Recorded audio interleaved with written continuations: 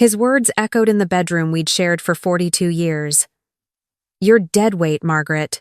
Dead weight holding me back from enjoying my golden years." The sound of his golf bag being zipped up punctuated the sentence like a period on our marriage. I stood there in my bathrobe, still weak from the cardiac episode that had forced my early retirement 3 months ago, and watched my husband walk out the door without looking back. That was the moment everything changed. Not slowly, not gradually, but in one crystalline instant of clarity that cut through 4 decades of partnership like a surgeon's scalpel. Let me back up.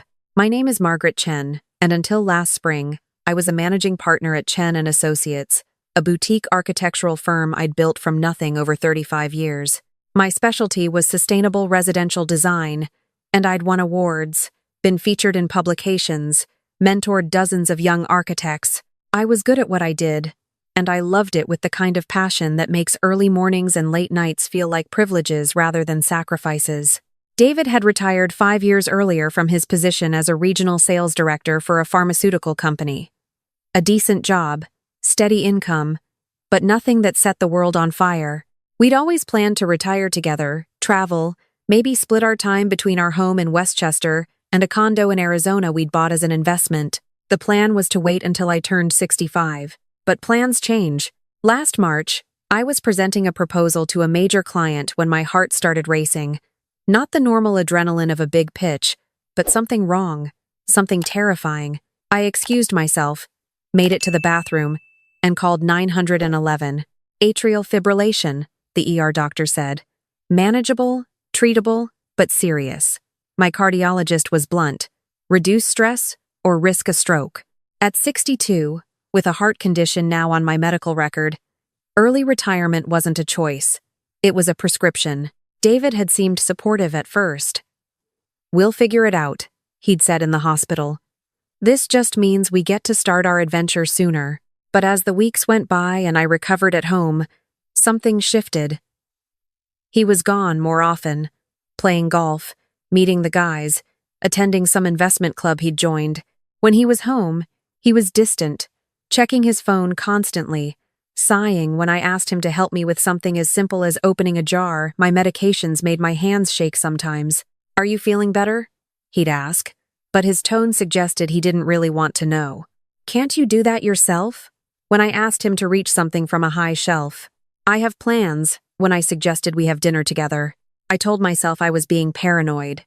The medication was making me emotional. He was just adjusting to having me home full-time after years of coming and going as we pleased. Then came that morning in June. I'd woken up early, still groggy from the new medication my cardiologist had prescribed. David was already dressed in his golf clothes, expensive polo shirt, designer pants, shoes that cost more than my first car. He was packing his golf bag with unusual care, making sure everything was just so. "Another tournament?" I asked, trying to keep my voice light. He barely glanced at me. "Just 18 holes with some friends. I'll be back late." "David, could we talk? I've been thinking about what the cardiologist said, about making some lifestyle changes together. Maybe we could." "Margaret." He cut me off, his voice sharp. "I've been making lifestyle changes.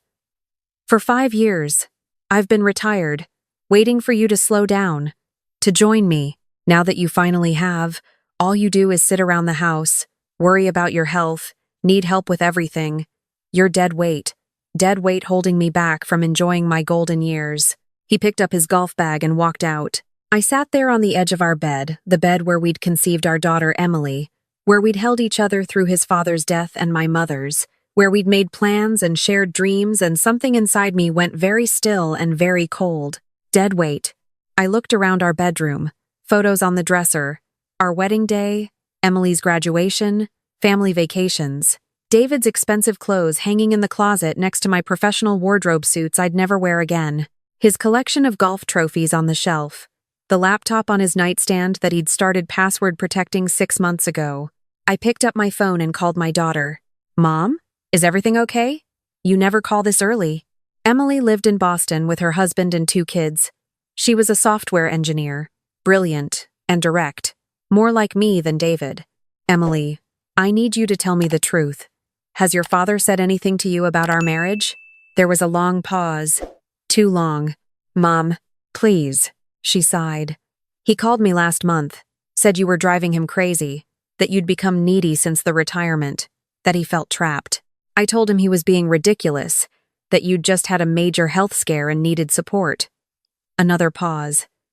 He said something about how this wasn't what he'd signed up for in his retirement. I see. Mom, I should have told you, but I thought he was just venting, that he'd come to his senses. Has something happened? I told her what he'd said. When I finished, Emily was silent for a long moment. Mom, I'm going to say something, and I need you to really hear me.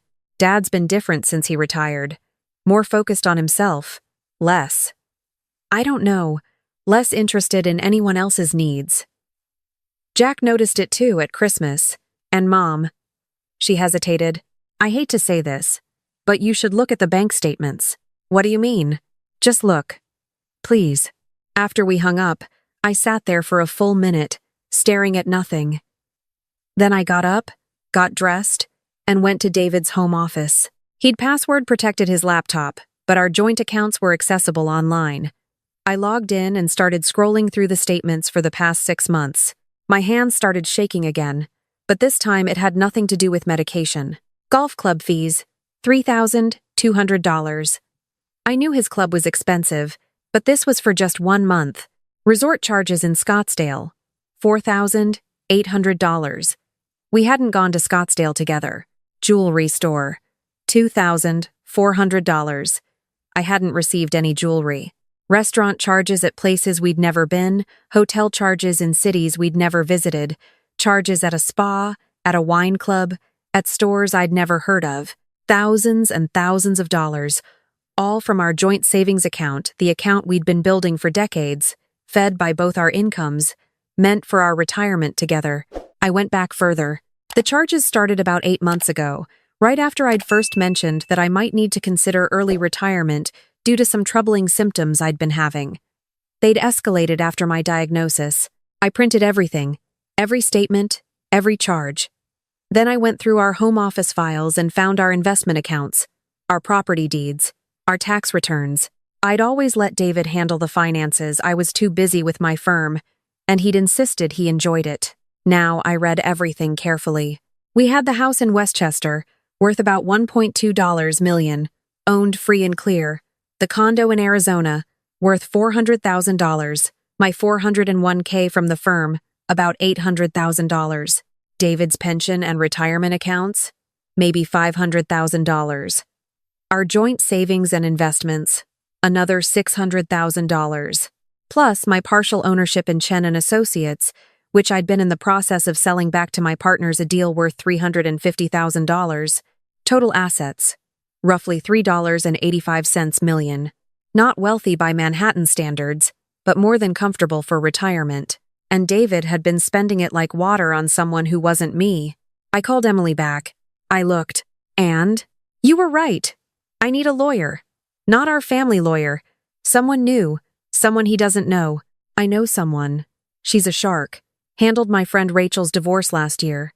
Rachel's ex-husband tried to hide assets offshore. He's now living in a studio apartment and paying alimony. I'll text you her number. The lawyer's name was Patricia Rothman, and she could see me that afternoon. I told David's voicemail that I had a doctor's appointment. Not technically a lie. I was diagnosing a terminal illness in our marriage. Patricia's office was in a sleek high-rise in White Plains. She was about 50, impeccably dressed, with the kind of sharp eyes that missed nothing. I laid out everything. The health crisis, the early retirement, David's changed behavior, his statement that morning, and finally, the bank statements. Patricia went through them methodically, making notes. When she finished, she looked up at me. Mrs. Chen, I'm going to be direct. Your husband is almost certainly having an affair. These charges, the resort, the jewelry, the restaurants, they show a pattern of courtship spending. The timing, starting when you first showed health problems, suggests he's been planning an exit strategy. I'd known it, of course. But hearing it stated so plainly made it real. What are my options? New York is an equitable distribution state, not a community property state. That means the court divides marital assets fairly, not necessarily 50-50. Given that he's been dissipating marital assets on an affair, and we can prove that with these statements a judge would likely view that unfavorably. She pulled out a legal pad. Let's talk about what you want. What did I want? I thought about 42 years with David. Meeting him in college, when he was charming and ambitious, and made me laugh. Building our lives together, supporting his career moves, his dreams, having Emily, raising her together, the good years when we were a team. But I also thought about the last 5 years, if I was honest. His increasing self-focus after retirement, his resentment when I couldn't travel on a whim because I had a major project deadline, his dismissive comments about my work. Still playing with blueprints? He'd say, as if my career was a hobby. I thought about this morning, dead weight, holding him back from his golden years. I looked at Patricia. I want to make sure he understands that I was never dead weight. I was the foundation, and he just took it for granted. She smiled. It wasn't a particularly warm smile. Then let's build a strategy. Over the next 2 weeks, Patricia and I worked quietly but thoroughly. We documented every suspicious charge, created a timeline, established patterns. We got a forensic accountant to analyze the spending. We filed for divorce, but we didn't serve David the papers yet. Instead, Patricia advised me to do something that felt almost cruel but was strategically sound. Act normal. Don't confront him. Don't let him know what I knew. Let him get comfortable in his deception. It was the hardest thing I'd ever done. David came home from his golf games and I made dinner. He talked about his day and I nodded. He checked his phone constantly and I pretended not to notice. He made plans to go to an investment seminar in the Berkshires for the weekend and I wished him a good time. Meanwhile, Patricia was working. She hired a private investigator. Within 3 days, we had photos. David with a woman, about 45, blonde, fit, photographed together at restaurants, at the Scottsdale Resort, getting into her car outside a hotel in Connecticut. Her name was Cheryl Morrison. She was a divorcee he'd met at the golf club. According to her social media, which the investigator easily accessed, she loved travel, fine dining, and living my best life. On my money, apparently. Patricia also worked with my financial advisor to restructure what we could. The ownership stake in my firm that I was selling, the payment went into a separate account in my name, only perfectly legal since it was my separate property.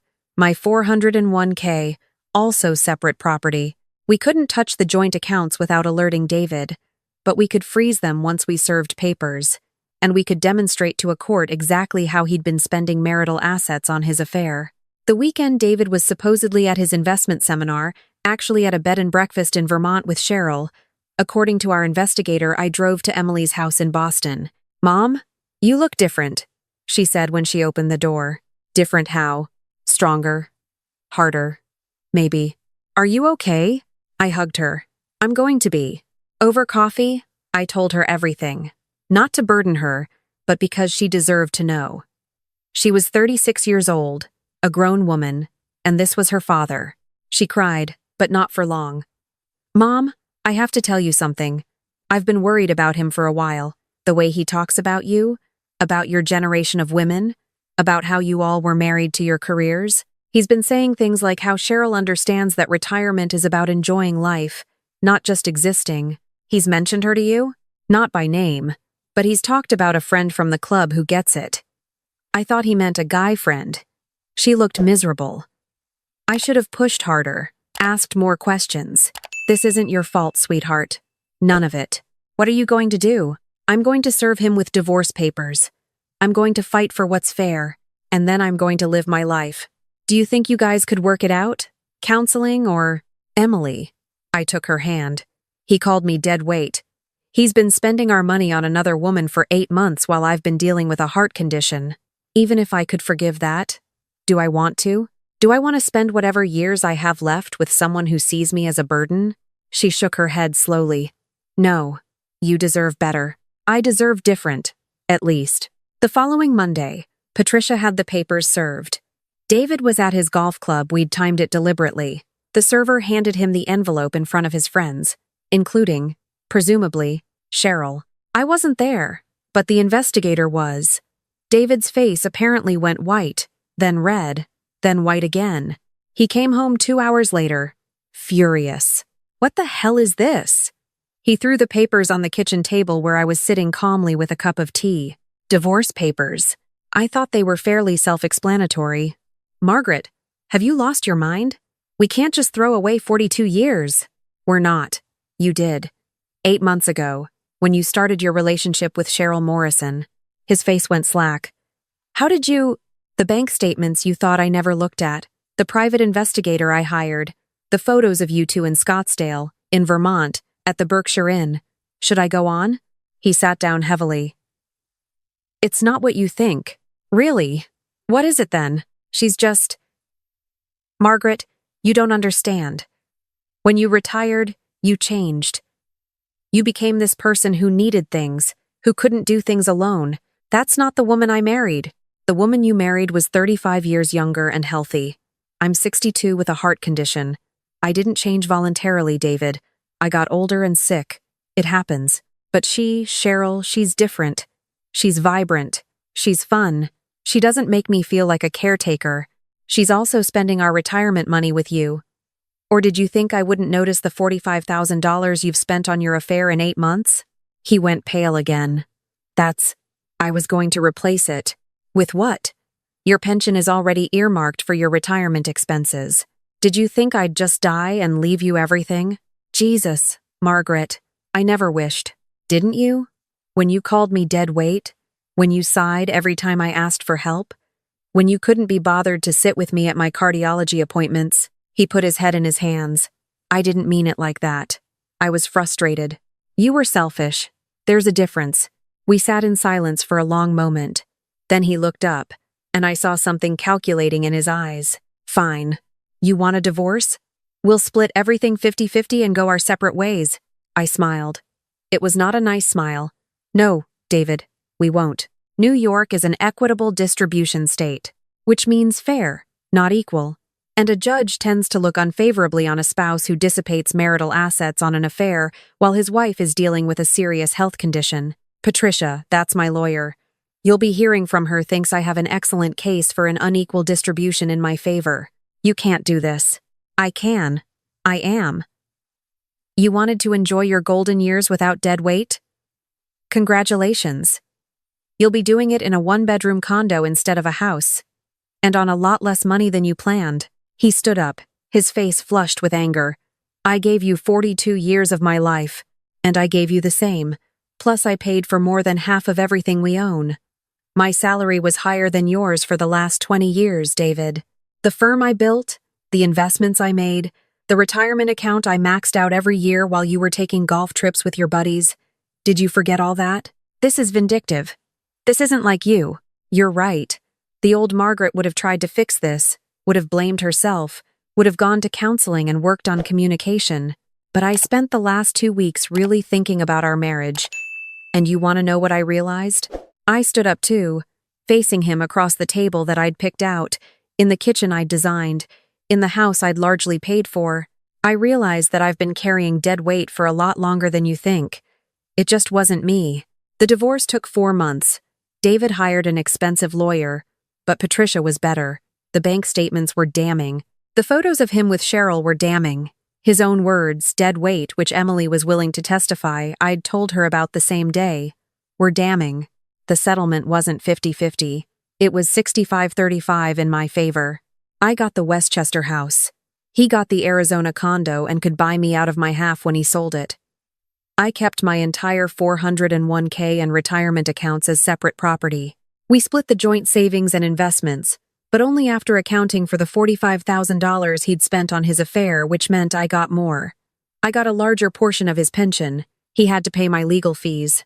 His relationship with Cheryl didn't survive the divorce. Apparently, she was less interested in him when he was facing a smaller retirement budget and a angry, disappointed daughter who'd stopped talking to him. I sold the Westchester house. It was too big for me alone, and it held too many memories that had turned bitter. I bought a smaller modern condo in Tarrytown, with a view of the Hudson River. I kept Emily's bedroom furniture in the second bedroom for when she and the kids visited, which they did often. I also did something I'd been too busy to do for 35 years. I started painting. I'd always loved art, had minored in it in college before pursuing architecture. Now, I had time. I took classes, joined a local artists group, turned the dining area into a studio. My cardiologist was pleased with my progress. "Your heart rate is better," he said at my 6-month checkup. "Whatever you're doing, keep doing it. Less stress clearly agrees with you." Less stress. Yes. It's been a year now since that morning when David called me dead weight. I'm 63 years old. My hair is more silver than brown now, and I've stopped dyeing it. My hands still shake sometimes from the medication, but I've learned to work with it, even incorporate it into my painting style. I saw David once, about 6 months ago, at Emily's son's birthday party. He looked older, diminished somehow. He brought a girlfriend, not Cheryl, someone new, a woman about my age who looked nervous and eager to please. He tried to talk to me, to ask how I was doing. "I'm painting," I told him. "I joined a book club. I'm taking a ceramics class. I'm planning a trip to Italy with Emily in the spring." "That sounds good. Margaret, I've been thinking about us, about how things ended. Maybe we were too hasty. Maybe we could—" "No." "Just like that? No?" I looked at him, really looked at him. I tried to find the man I'd married, the man I'd loved for 4 decades, but all I could see was someone who had looked at my vulnerability and seen weakness, who had looked at my need for support and seen burden, who had valued his comfort over our partnership. "Just like that," I said. "I spent 42 years being your wife, David. I was a good wife. I supported your career. I raised our daughter. I built a home for us, and when I needed support for the first time and our marriage really needed it, you found me inconvenient. I made a mistake. You made a choice. There's a difference." I walked away from him then, toward Emily and her family, toward the life I was building that had nothing to do with him. Here's what I know now that I didn't know a year ago. I was never dead weight. I was the foundation, the structure, the load-bearing wall of our marriage, and when David tried to remove that weight, the whole thing collapsed on him, not me. I'm 63 years old. I have a heart condition that I manage with medication and lifestyle changes. I live alone in a condo I love. I paint and read and take classes and visit my daughter and grandchildren. I'm learning Italian for my trip. I go to the farmer's market every Saturday and cook meals just for myself, experimenting with recipes I never had time for before. Is this what I expected my golden years to look like? No. Is it better than spending them with someone who saw me as a burden? Yes. I'm not the same woman I was a year ago. That woman would have stayed, would have tried to fix things, would have shouldered the blame for David's dissatisfaction. That woman would have made herself smaller to make him comfortable. But I'm not her anymore. I'm Margaret Chen. I'm an architect, an artist, a mother, a grandmother, a friend. I'm a woman who survived a heart condition and a divorce and came out stronger. I'm someone who knows her worth and won't settle for less than she deserves. And I'm not dead weight. I never was. I was just carrying it for too long. Now I'm free.